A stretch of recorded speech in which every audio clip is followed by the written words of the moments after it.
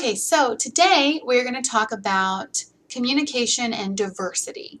So first things right off the bat, diversity, when we say diversity, we mean difference, right? So differences, we're looking at differences in sex and gender and sexual orientation and ethnicity and race and religion, all of these things, differences here, and how that affects our communication. So before we get started, a lot of times when I start talking about this, my students go, let's not be politically correct. Everyone wants to be politically correct all the time, and that's not what we're talking about here. It's not about being politically correct. It's about understanding that there are people who have differences and different worldviews and different perspectives and different styles of communication, and best learning how to adapt and communicate with people who are different than you. So it's a very important thing to do for a lot of reasons to, A, be a good human being, B, to compete and work in a global economy where you aren't just dealing with people who are the same as you. You're not just dealing with people who live in your tiny little town. You are dealing with people all over the world in a lot of different areas in order to have better jobs and or able to work on technology and able to communicate with people all the time for a lot of different reasons. It's necessary. So one of the first areas that we'll look at and when it comes to difference is sex and gender. So you all can look and follow along with me. There is on Blackboard a PowerPoint that goes along with it, and this is it right here. So the first thing we're going to look at is sex and gender, and when we look at sex and gender, we're looking at why versus how these sexes communicate. So here's a clip that kind of demonstrates a little bit of that. This is not the clip, but this is the clip. Ross kissed me.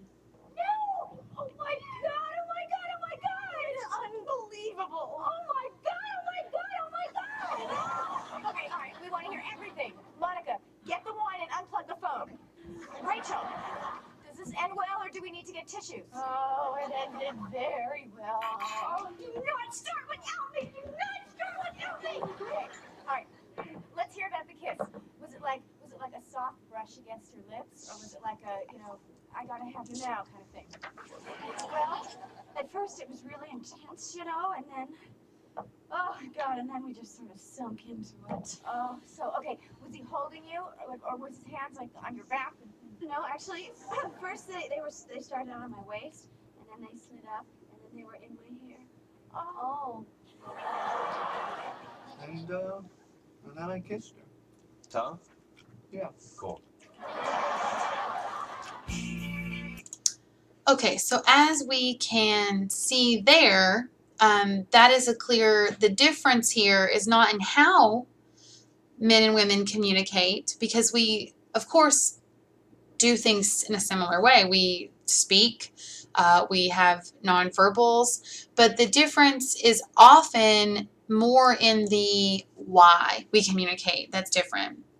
So a more masculine approach, and quickly to recap, we've talked about this a little bit before in another section, but the difference between sex and gender is sex is biological and gender is a more socially, psychologically constructed experience, right? So it's kind of how you perform that gender. So think about people are male or female or androgynous, meaning you have an equal mix of masculine and feminine traits. Transgender people kind of transcend the boundaries of conventional biology, right, by having a different gender than their sex at birth. And so there are lots of different areas to talk about with gender. When we talk about gender and masculine versus feminine approaches, it doesn't necessarily mean men and women. It means masculine and feminine. So a more masculine style, masculine approach to communication is more instrumental. So oftentimes the people who are more masculine are going to communicate for be assertive, get things done. They're driven by a need to exchange information. They are driven to focus more on the content of the messages and information rather than how the messages are put out there, and they give more attention to verbal messages than nonverbal messages. A more feminine approach is often more expressive and characterized by an emphasis on connecting with others and fostering relationships. There's usually more emphasis on the relational elements of a message. And they oftentimes pay more attention to how something is said or the nonverbals than just what is said. So if you look back to that clip, the Friends clip, you can see those differences in the men and women, right? The women are a lot more expressive, a lot more excited. They're connecting. They want to know about the emotions that she felt. How did it go? Whereas the men were just like, what happened? Okay, cool, right? So it's a little bit more, the motivation for why we communicate is often seen as different. Another area of diversity that we can look at is gender identity and sexual orientation. So this is talking about lesbian, gay, bisexual, transgender people, lots of different areas there that are going to be different. And while research shows that most people in those communities feel that they are being treated better now than they have been in the past, still a significant number of people experience some sort of rejection from their family, their friends, their colleagues when they find out about their identity. And so that can influence their communication styles on what they feel like they can share, what they can't. For some people, it's a source of pride. For some people, it's a source of stigma. And so just understanding those differences, kind of knowing that it's not okay to make certain comments because you don't understand the identities of people that are in the room with you.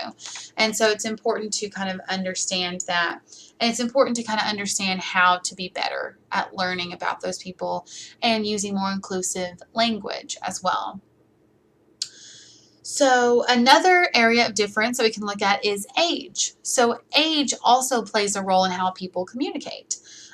You can look at different generations. So you can look at, you've got matures were born 1925 to 1942. Typical characteristics of matures are they work hard, they have a sense of duty, they work quickly, they have a sense of what is right. Baby boomers are born 1943 to 1960. They value personal fulfillment and optimism, crusade for causes, work efficiently. Gen X is born 1961 to 1981. They live with uncertainty, consider balance important, live for today, consider every job as a contract. And millennials are born 1982 to 2002. They're close to their parents, are goal and team oriented, frequently use social media, and focus on achievement. Those are just some of the typical research-based characteristics of generations. So I'm sure you can think of how age might impact communication based on slang terms, based on abbreviations, based on pop culture from the time period that people were a certain age, reference points, language choices. All of these things are going to impact. And knowing how people operate can help you be a better communicator. So, for example, if your boss is a baby boomer, you may not be able to say, I would like to take some time off to clear my head this afternoon. If your boss is a millennial, they may be more open to that conversation. So kind of knowing values can help you in approaching people and communicating more efficiently. And then, of course, also we have ethnicity as a category of difference. So ethnicity is a social classification based on a variety of factors such as nationality, religion, and language, as well as biological ancestral heritage shared by a group of people with a common geographic origin. So it's basically people who have identified themselves as a group based on where they're from, biological traits, things like that. And so that can... it's closely related to ethnicity as race, but that has evolved over time. So it used to focus on genetically attributed things, and now it refers to a group of people with common cultural history, nationality, or geographical location. So it does help to understand that the difference is there, going to give people different perspectives and different worldviews, and some people face discrimination based on their ethnicity or their race. And it's important to understand how that can change people and how they communicate as well. So there are lots of differences there. Another kind of different, let's shift gears a little bit and talk about culture. So what is culture? First of all, culture is going to be a learned system of knowledge, behavior, attitudes, beliefs, values, and norms that are shared by a group of people and shared from one generation to the next. So culture is going to include all of those things that are going to be religion, clothing, values, norms, all of that is part of culture. A co-culture, if you're following along with me, this next slide down. Oh, here we go. Co-culture is going to be basically kind of a culture within a culture. So, culture is going to be like you may have an Amish community or an Amish culture within the American culture.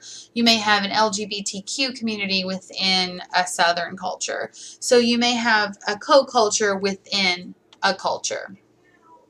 Another term that's important to note is intercultural communication. That just means that when one culture, a person from one culture interacts with a person from another culture, that's intercultural, right? So interpersonal, person to person, intercultural is culture to culture. That's the term. And worldview is something I've said a couple of times, but to make sure that I define it, worldview is a perspective shared by a culture or group of people about key beliefs and issues, such as death, God, and the meaning of life, that influences interactions with others, the lens through which people in a given culture perceive the world around them. So it's kind of a shared identity, like, okay, we all are from this culture, which has shaped our perspective, so we see the world in this way based on our past experiences. So it's something that's very, very important to remember, that the way you see the world isn't necessarily the way your neighbor may see the world. So it's not like this is what reality is. It's, well, there are different perspectives. And worldview is just the lens through which you see the world. Let's talk about cultural contexts. Cultural contexts. So those are going to be basically, you have high context and low context. And so a clear way to put this is high context cultures place a greater emphasis on nonverbal communication. So it's more important the way things are said, the way things are done, than necessarily what is said and what is done. Versus a low context culture places a greater emphasis on verbal messages. So it's more about what is said, it's more about a specific contract versus how it's done. So high context, nonverbal environmental cues, more important. Low context, the message, the words themselves are more important. Okay. Now let's talk about cultural values. So these are whatever a given group of people value or appreciate, cultural values. So we can look at basically Geert Hofstede is I don't know why I rolled my eyes at Geert. I'm sure he's a great guy. I don't know him personally. He was the researcher who came up with the idea that, every culture places greater value on one of these two things. We're going to look at like differences here. So you can follow along with me in that PowerPoint that I've attached if you'd like. We're moving into cultural values, and it should have them all listed on there. Individualistic versus collectivistic, decentralized versus centralized power, etc., etc. So he did this study, and it looked at all of these people and several surveys. He developed and administrated more than 100,000 people. So his data was collected a long time ago, and it was mostly males who answered it because they all worked for this company. That was a pretty male-dominated company at the time. So there are some limitations to the research, but it's still the most comprehensive study that we have. So we're using it still to to understand these cultures. So the first value that I want to look at is individualistic versus collectivistic. So an individualistic culture is very like, I did it my way, I'm doing it for me, versus collectivistic is one for all for one. So if you look at these two things, you can kind of see that America would fall on an individualistic side, because you can see how it's capitalistic, which is pretty individualistic, right? I want to make the most money. I want to have the best things. A lot of our game shows or competition shows or reality shows are like one person's going to win, and that's what you want to do. It's not like, let's all survive together on this island. It's, I'm going to be the survivor, right? So it's an individualistic culture. A collectivistic would really be more helping everybody and bringing everybody up together. Another one we can look at is going to be decentralized and centralized approaches to power. So centralized power is going to be more concentrated. Like here's the power. It's all happening right here. Versus decentralized is more spread out. So I could see an argument for both for America if you want to look at decentralized because we have a democracy and a government, it's not a dictatorship. But it's also could be made the argument that it's more centralized because very few people who have all the money have all the power. So you can kind of look, depending on how you look at it. But centralized is more concentration of power. Decentralized is more spread out power. If we look at the next one on the list, uncertainty versus certainty, basically this one is talking about how comfortable a culture is with uncertainty.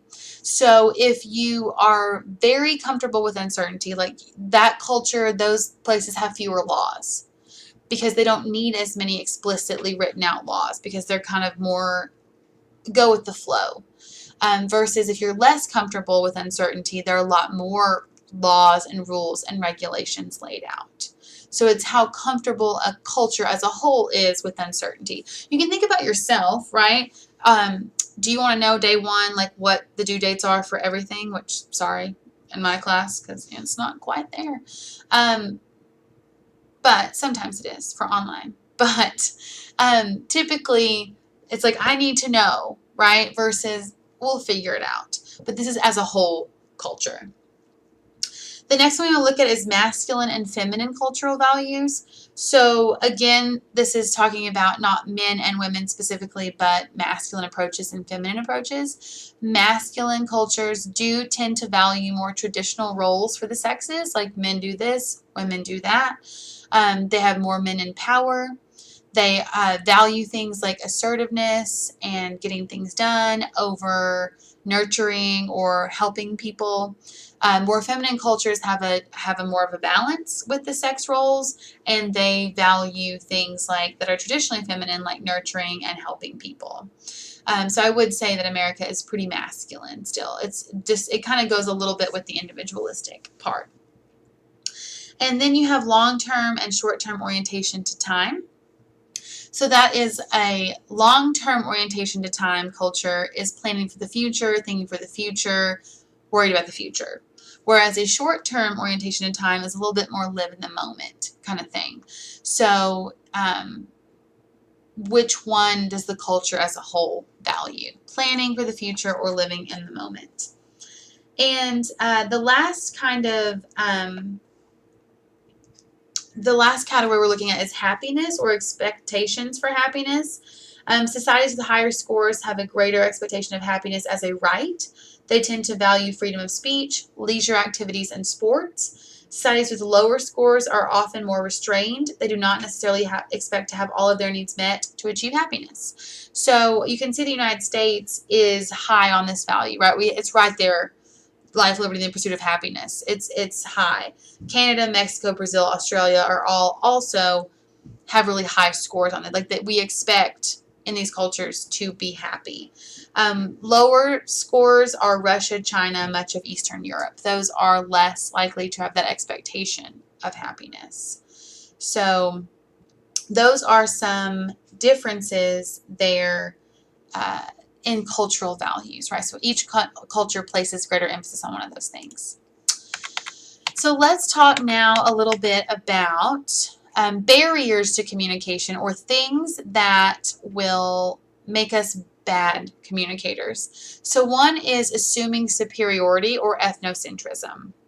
So assuming superiority is basically saying that, well, I'm better than you. My culture is better than your culture. And ethnocentrism is the belief that one's cultural traditions and assumptions are superior to those of others. So that's a bad thing. In small, tiny, tiny doses, it's like patriotism, right? It's like we're number one. Small doses. But typically ethnocentrism is really bad because it puts people against each other and it puts you putting down other cultures. So you're assuming that you're better than other people. So of course, if you're coming from a place of assuming you're better than someone, it's very difficult for you to have a meaningful conversation with that person. So it's a barrier. Assuming similarity is a barrier that where you're like, well, we're the same. so I don't have to really worry about any kind of differences or adapting to you. That's a problem. Assuming difference can also be a problem if you're like, we're so different, we can never connect. Well, everyone has fears and people they love and hopes and dreams, and no matter what, you can connect on a human level. And of course, stereotyping and prejudice are barriers. So stereotyping is where you apply a characteristic to a group of people. So you say all Russians love vodka, for example. You say one person, one experience. I'm saying that everyone who looks like that or sounds like that or comes from that place also does this. That's a problem. And prejudice, of course, is where you dislike a group of people or you try to bar them from having rights, or just based on the color of someone's skin or someone's sexual orientation, you want them to not have rights, or not to have jobs. So that's prejudice, and of course that's very problematic for communication with people who are different than you. Okay, so a couple more things you want to cover in this section is one, the stages of intercultural communication competence. So we can look here at the different stages. The first one is denial, which is where you basically say, no other cultures besides mine exist. Be very difficult to be in this spot unless you are on some sort of remote island and you don't have access to technology. But some people are here, right? They say no other cultures exist but besides my own. Defense is the next stage where you say, okay, other cultures exist, but mine is the best and they are all garbage. The next stage is minimization, where you say, okay, other cultures exist, but they're all pretty much the same and it doesn't really matter that I know about them. The next stage down is acceptance, where you say, okay, other cultures exist and they are different from me, and then you stop there. Adaptation is where you say other cultures exist, they are different than me, I need to learn how to understand them better and adapt my communication style to meet the needs of communicating with someone from that culture. And then finally, integration is other cultures exist and you know so much about them that you can move seamlessly in and out without much of a problem at all. So you just understand them to the point where you can be in that culture and communicate really effectively. So if you are thinking, okay, well, I want to be better at communicating with people who are different than me, then you can seek information. How could you do that? Gee, I don't know. Google things, right? You're on a computer right now watching this. You could quickly Google information about another culture to learn that information.